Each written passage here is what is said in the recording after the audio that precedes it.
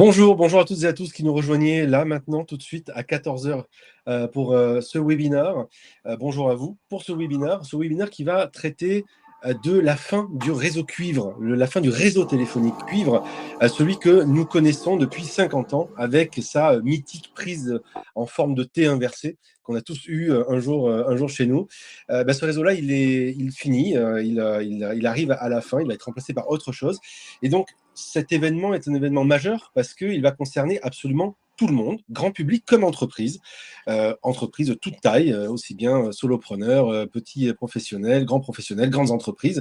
Et donc l'objectif de ce webinaire aujourd'hui, ça va être de vous donner les clés pour faire en sorte d'anticiper ce qui va se passer et faire en sorte que tout se passe bien de la meilleure manière qu'il puisse pour vous, sans qu'il y ait notamment d'interruption d'activité de votre côté. Et qui dit interruption d'activité, très souvent dit perte de chiffre d'affaires.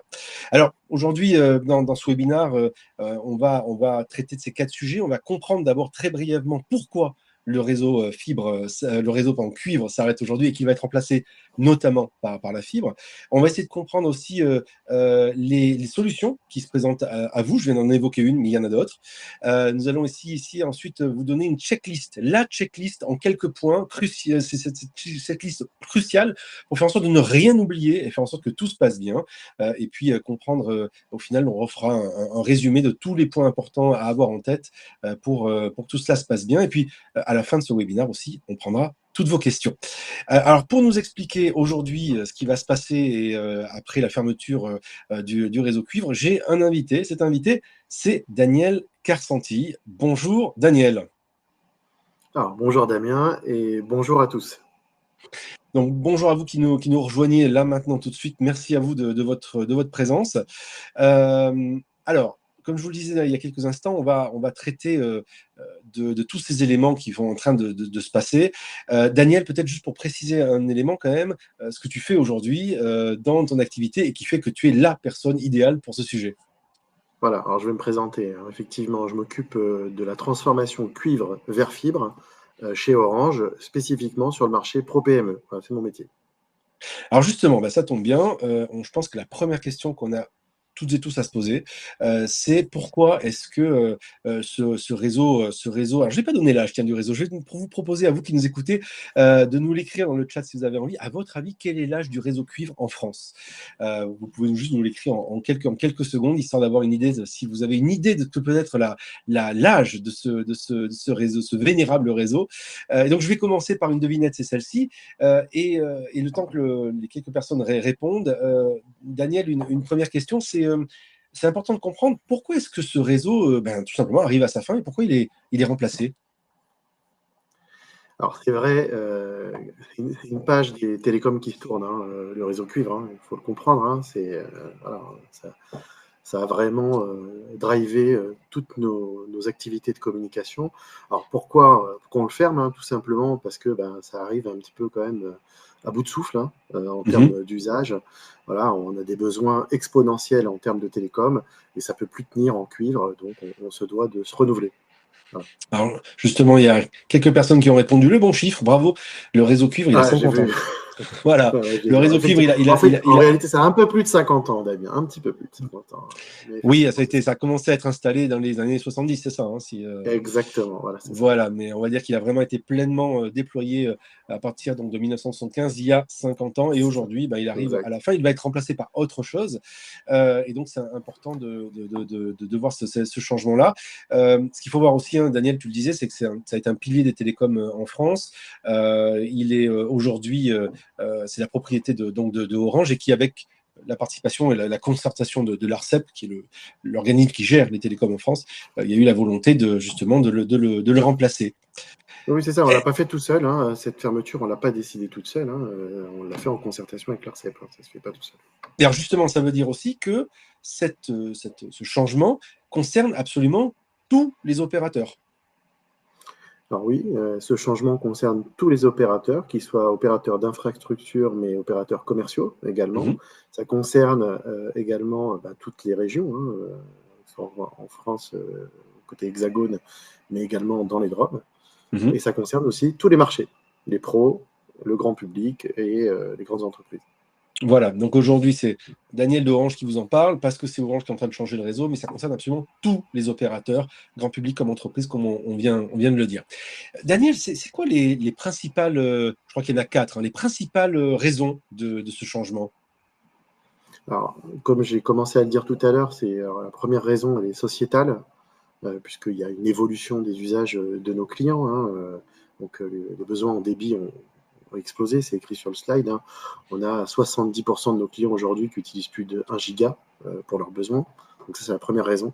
Donc c'est plus possible sur le cuivre. La deuxième raison, elle est économique, hein. Vous en doutez bien que pour Orange, c'est pas possible d'entretenir 2 réseaux filaires comme ça, c'est beaucoup trop lourd. C'est pas très rentable.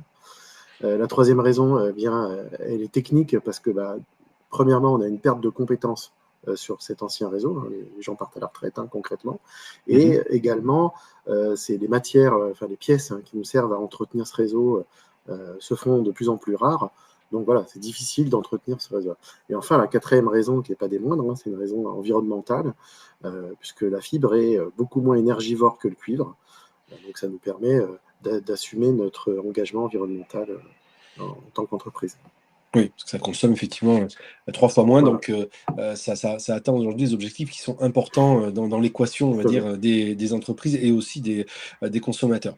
Alors justement, ce qui est intéressant, maintenant qu'on a un peu posé on va dire le cadre et de comprendre pourquoi est-ce que ça change, la question de fond, c'est tout simplement, qu'est-ce qui change pour vous, vous qui êtes en train de nous écouter actuellement?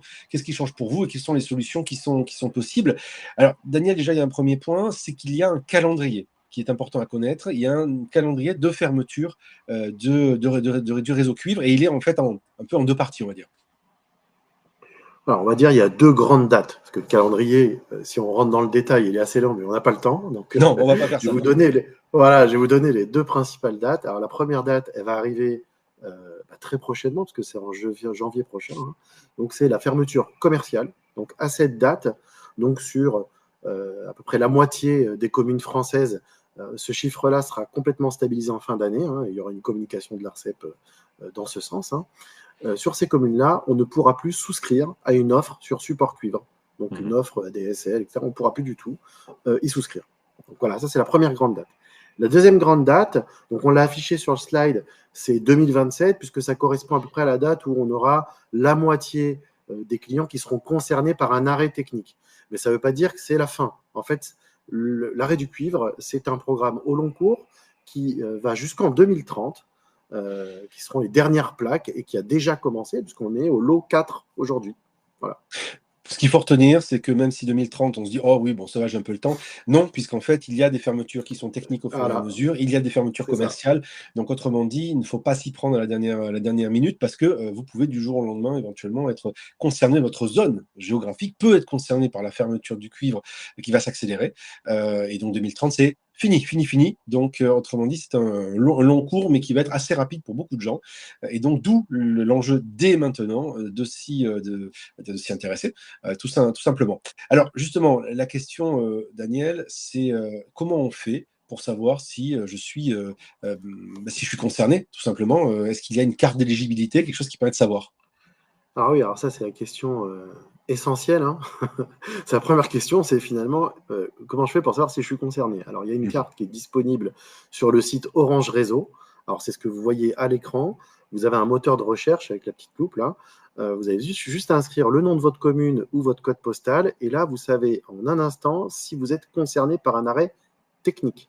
Donc, ça veut dire quoi, concerné par un arrêt technique? Soit votre commune est déjà fermée techniquement, soit elle va fermer, et vous avez également la date qui est indiquée. Voilà. Je ne peux pas être plus explicite que ça. On va sur le site Orange Réseau, rubrique modernisation des réseaux, évolution de la téléphonie fixe et Internet, et vous retrouvez cette carte. Très Voilà. simple. Donc c'est très simple. L'adresse que vous voyez là, vous pouvez la prendre en note si vous le voulez, mais sinon, dans quelques instants, on va vous la mettre aussi dans le chat et vous pourrez aller chercher. Donc ça, c'est un premier élément, c'est une première carte. Une deuxième carte dont on vous parlera à la fin, c'est une carte qui vous permet aussi de savoir si vous êtes éligible à typiquement un réseau fibre. On viendra par la suite. Mais croyez-moi, j'étais assez surpris, j'ai fait des essais et aujourd'hui, le réseau fibre est extrêmement déployé. Vous le verrez dans quelques instants.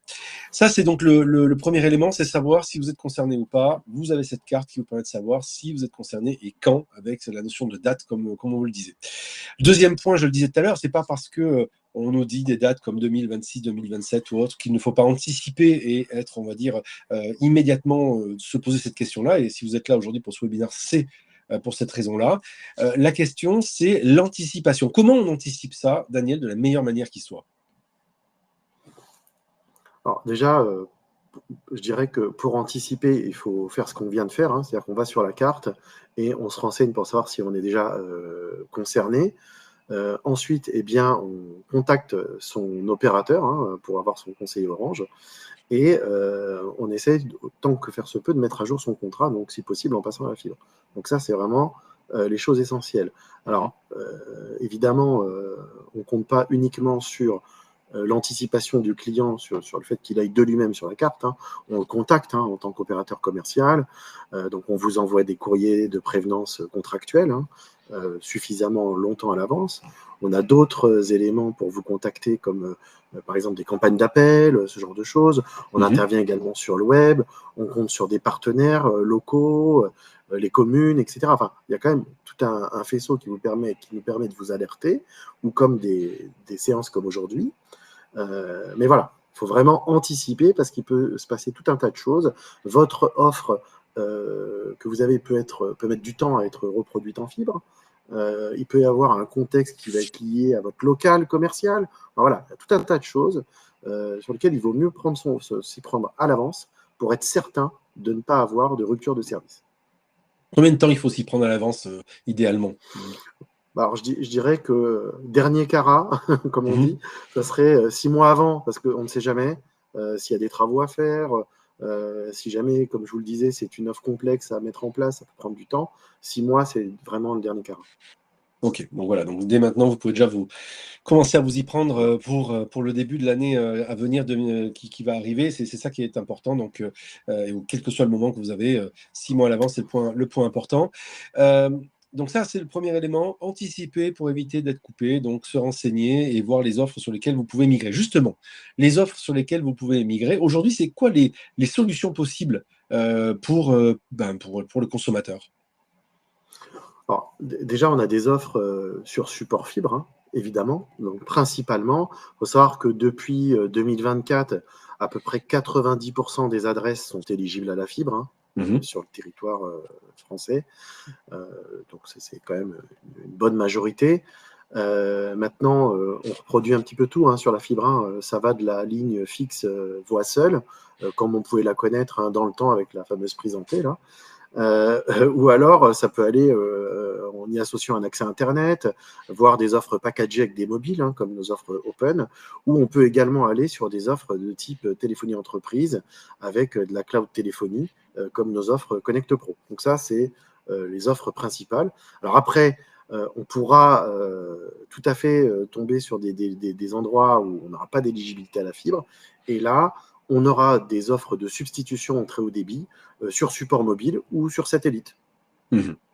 Donc, ce qu'il faut savoir, comme on le disait tout à l'heure, ça concerne absolument tous les opérateurs possibles.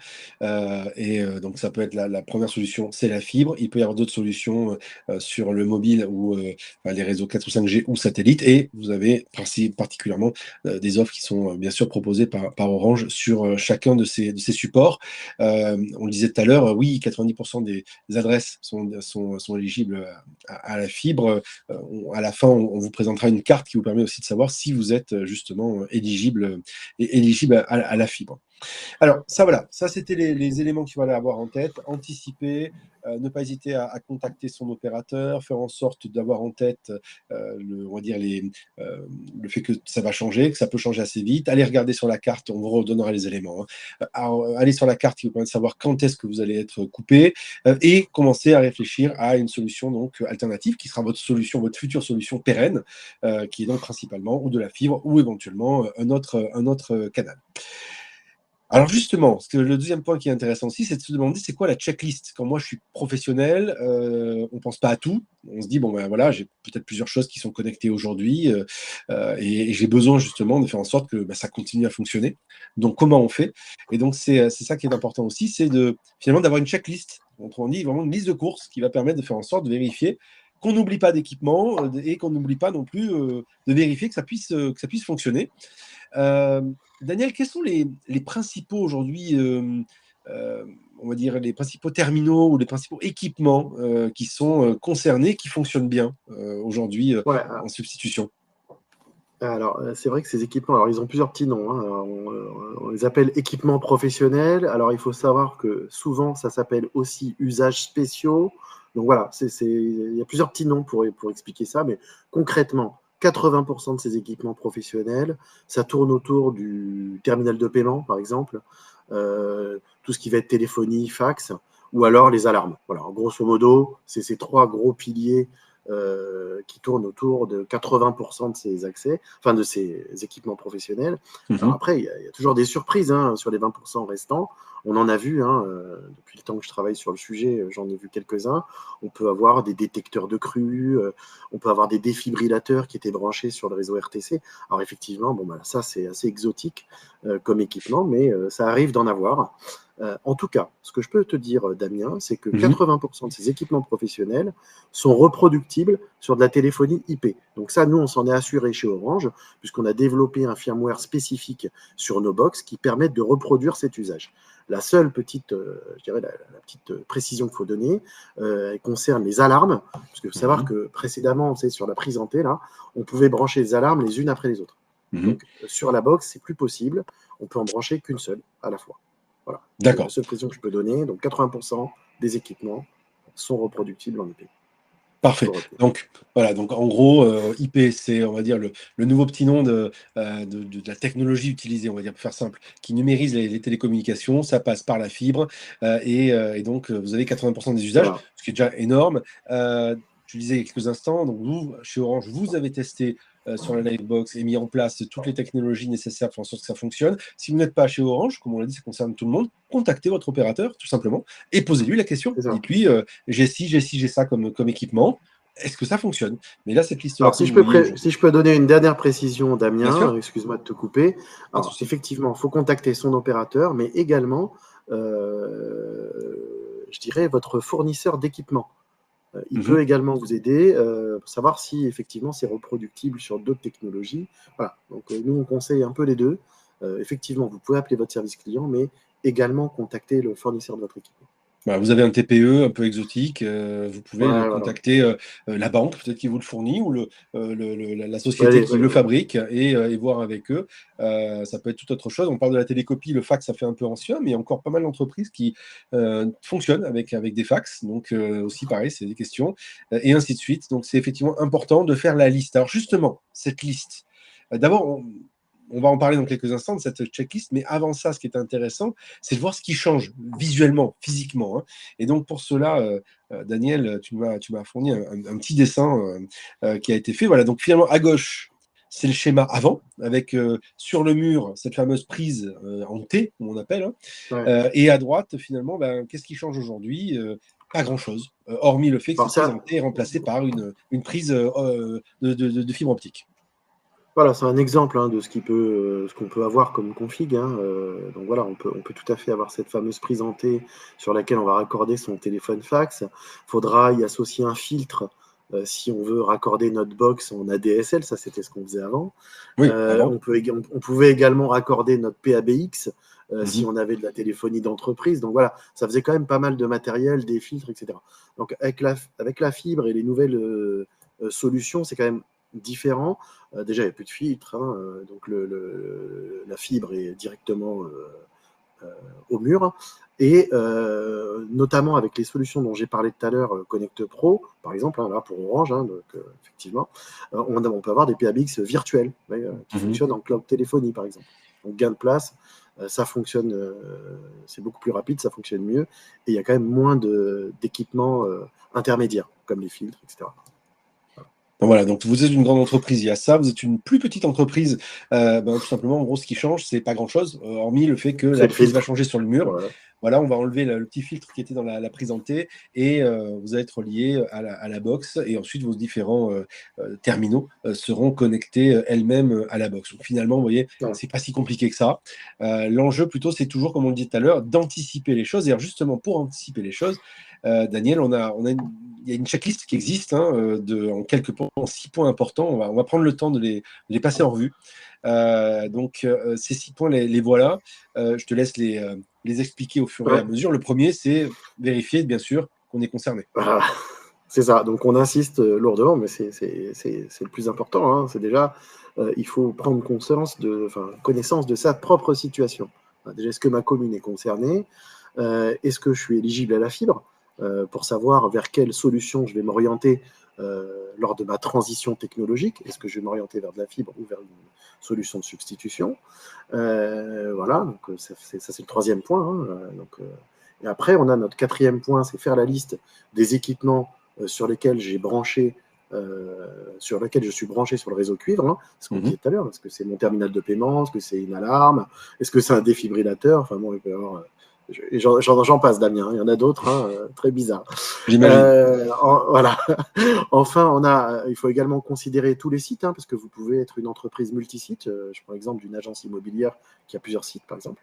Donc là, il faut considérer tous vos sites. Donc, pourquoi pas, même si vous avez un site qui se trouve sur une commune qui n'est pas concernée, pourquoi ne pas en profiter pour changer l'ensemble de vos sites? Comme ça, vous êtes tranquille sur l'ensemble du plan. Et puis enfin, le principal, contactez votre opérateur télécom pour planifier votre migration. Comme on vous l'a dit tout à l'heure, c'est très important. Selon l'offre que vous avez installée, selon la nature de votre local, ça peut prendre du temps. 6 mois, c'est vraiment le dernier délai. Très bien. Donc voilà, vous avez aussi cette checklist. Vous pouvez faire une copie d'écran si vous le voulez.